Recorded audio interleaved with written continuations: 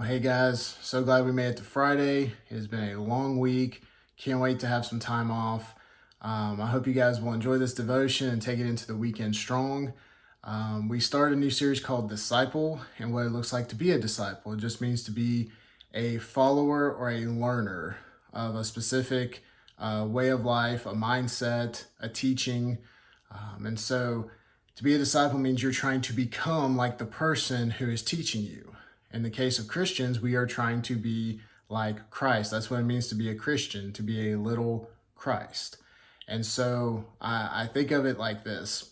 The Bible is kind of like a GPS to God, or a roadmap to God.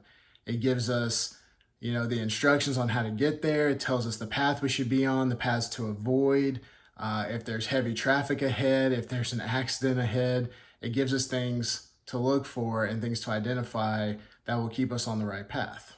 To be a Christian and not read the Bible is kind of like having the GPS on your phone but never looking at it when you're lost, right?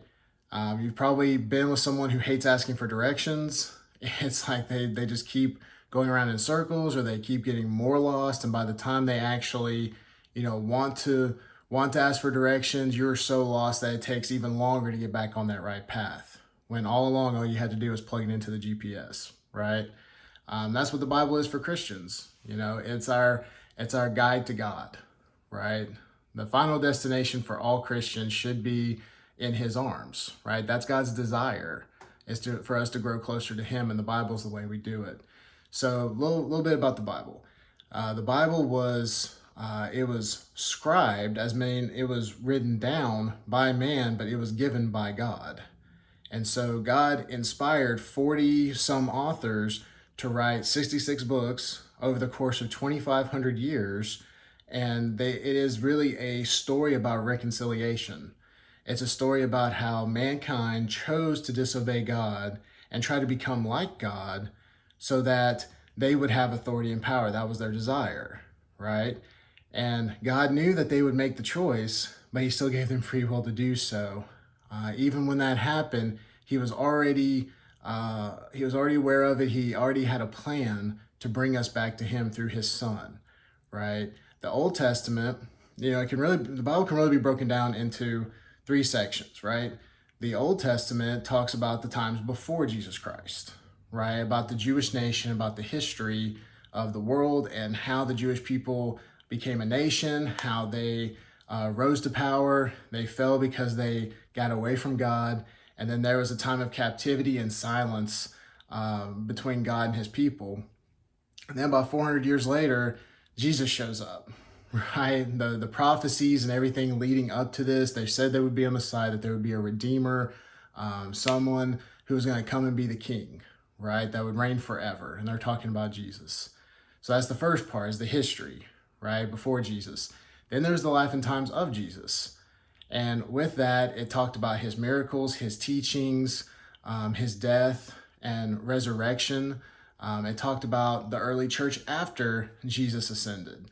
And then it also talks about in Revelation how He's going to come back in a like manner for His church, right? So the Bible can be broken up into the history, the life and times of Jesus, and everything leading up to today, basically. And so as we read the Bible, we have to understand that if we are claiming to be little Christians, little Christ, our desire should be to learn more about who He is and how we can be like Him. That's what the Bible is for.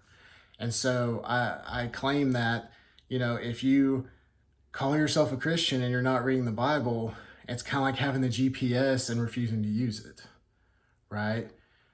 You might say, oh, I've got GPS on my phone, but if you're wandering around aimlessly all the time, then people are going to start questioning whether you have the ability to use that GPS. And so the Bible is that for us.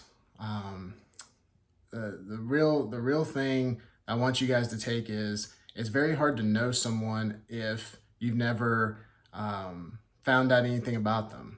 Jesus doesn't have a Facebook. He doesn't have a TikTok or an Instagram or a Snapchat. He's got the Bible. And if we want to know Him in order to be like Him, we have to go and find those things out for ourselves.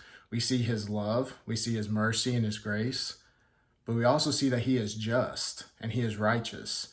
He cannot be in the presence of sin. God can't be in the presence of sin. That's why he sent Jesus to take away our sin so that we could come into a relationship with him.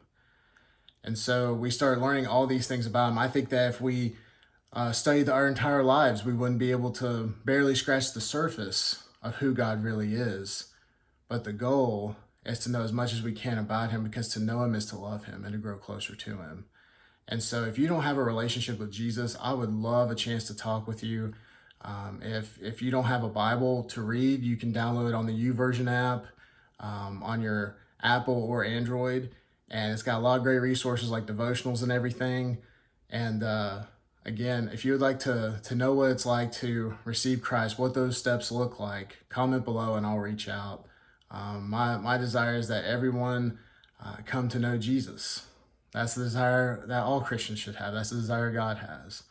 And so as we head into the weekend, my encouragement would be, don't neglect to read your Bible, especially since, we are in a time where we can't go out as much. I mean, what better way to spend our downtime than reading the Bible and developing that habit, right? We talked about being a disciple means building habits. What better way to build a habit during this time than to read the Bible? And so, again, I love you guys. You are prayed over. You are loved. And I just want to tell you guys that this morning, okay? Have a great weekend, and I'll see you next time. Peace.